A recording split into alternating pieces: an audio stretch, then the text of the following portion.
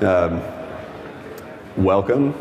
I'm going to get up here and talk a little bit about some research I've been doing on LTE emissions. Not so much looking at protocol or data, but just what can we see flying around in the air. And I'm going to do it with RTLSDRs.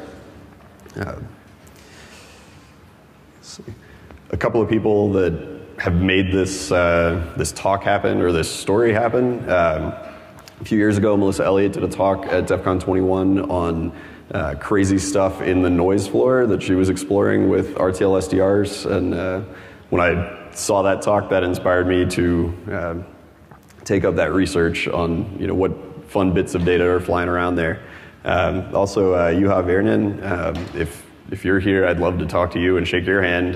This guy's done a tremendous amount of research on fixing a lot of the clock drift problems when you're trying to synchronize two RTLSDRs. I used everything that he did to get to where this talk is. So we're going to go down this road. It's going to wind a lot of different places. Start with a little bit of history on direction finding, on radio exploitation, just straight RF. Why do we care? I'm going to give you a quick primer on time of arrival direction finding. Then I'm going to talk about why the RTL-SDR is a terrible radio. And then go over some of the processes I'm using to do direction finding with RTLs. So, here we are. We have a boat in the water that's really hard to see. You're 1940, Battle of the Atlantic, World War II. How do we find the U-boats? They have these antenna masts on the top that occasionally, when they pop out of the water, emit signals. Those signals are, encoded messages, encrypted messages, but they are still RF emissions. Anyone can pick them up. You don't have to be able to decrypt them to, put up your antenna and receive that data.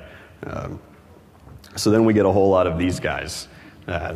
They put cans on their head and they turn a whole bunch of knobs and try to figure out what the position of that signal is through a few different kinds of techniques, using very expensive, very large equipment.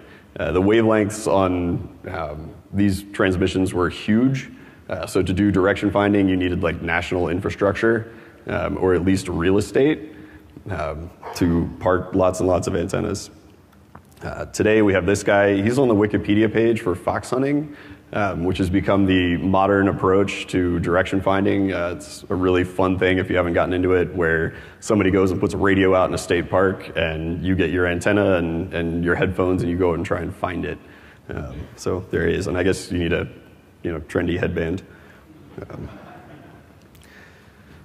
So it's going to get a little technical. This is how direction finding happens with time of arrival. The principle here, like the main piece of math that's going to happen, is we're going to have two antennae that are going to receive the same signal, and then we're going to compare the time difference of that signal arriving at the antenna to get a line of bearing to the transmitter. So basically what happens is the transmitter fires off a signal. This is obviously something that you have to have a really bursty or discrete signal. If it's always transmitting, you can't catch the time of arrival as easily. Receiver A has a timestamp for when the signal hits. Receiver B then has a slightly later timestamp. And we have, an identical signal traveling at, or the same signal traveling at the same speed through a constant atmosphere. So a lot of assumptions here to arrive at two known positions. Based on the distance between the receivers and the distance in the time of arrival, or the difference in the time of arrival, you can create a hyperbola that shows all the possible locations of the transmitter. We don't care about modeling the actual hyperbola. I just want to know what the asymptotes are. So if you dig back into your high school trig, if you just take the cosine of that angle of attack or that line of bearing, it's going to be the time of arrival divided by the distance between the 2 points.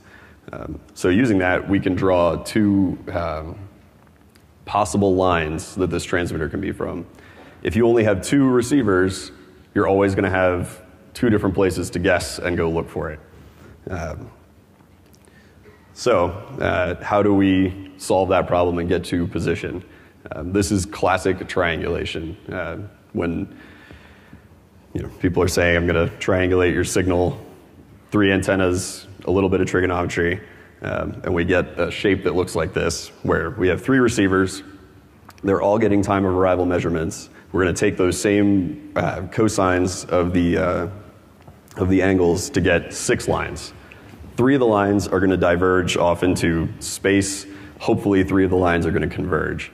If you've got clock drift in your radios, if you have really terrible RTLSDRs that you're using as your receivers, sometimes all 6 lines diverge, and you just have to wait for everything to sync up. So we've talked about the history of direction finding. I've given you a little bit on the math that's behind time of arrival. How many of you guys have heard of an RTLSDR? Awesome. Okay. They're cheap. That's something that I really like about playing with them, especially if I need 3 of them. I'm not going to go out and get 3 blade RFs to do a pet time of arrival project on a couple of weekends. It's a lot of budget for an entry-level exercise. But the RTLSDRs, I was like, all right, they're like $16 on the internet, so how bad can they be?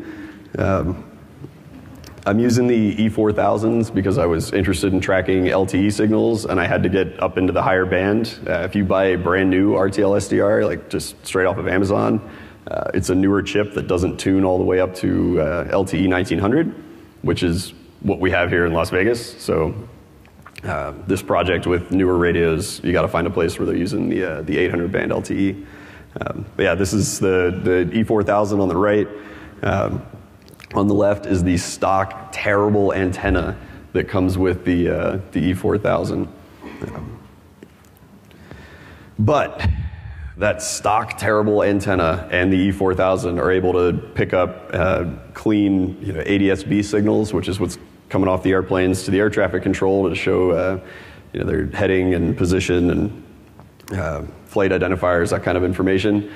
If you go on Reddit and you get in the RTLSDR community and say, I want to pick up ADS-B, everyone's going to tell you, you've got to get a better antenna, and you've got to run wires out to your house and get it high up in the air and throw away the antenna that comes with your chip.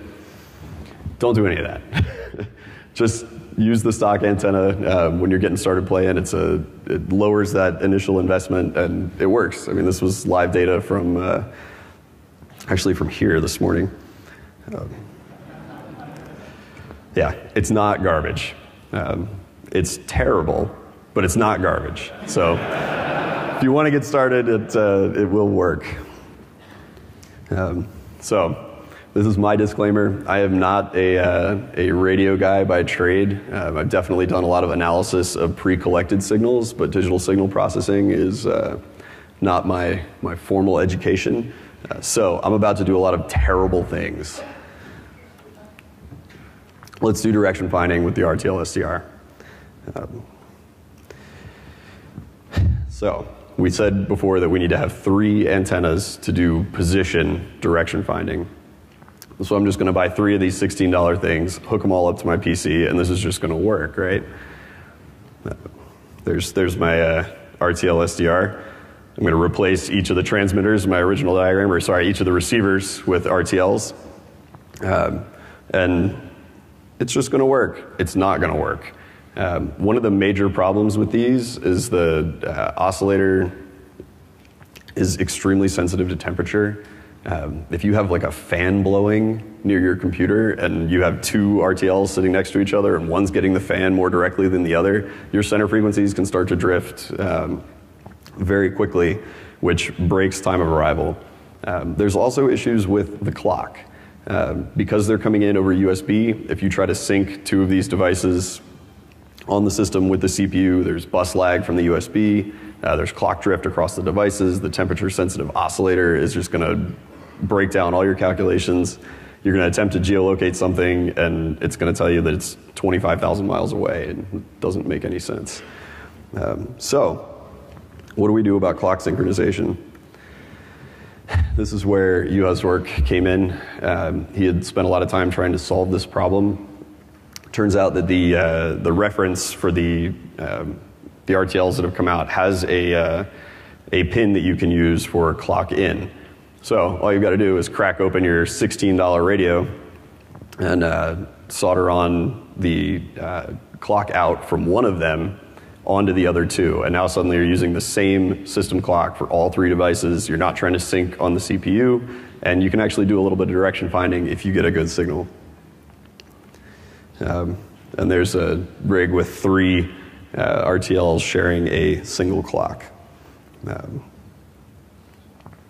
So, like I said before, it doesn't make the RTL a great radio. It's still bad, but with a little bit of clock sync and math and good signals, and that's what I'll get into next, is what kind of signals does this work with. You can go and direction find devices using a couple of RTLs, 3 RTLs. Bursty digital comms. This is where it works, and this is where we get into why I chose LTE.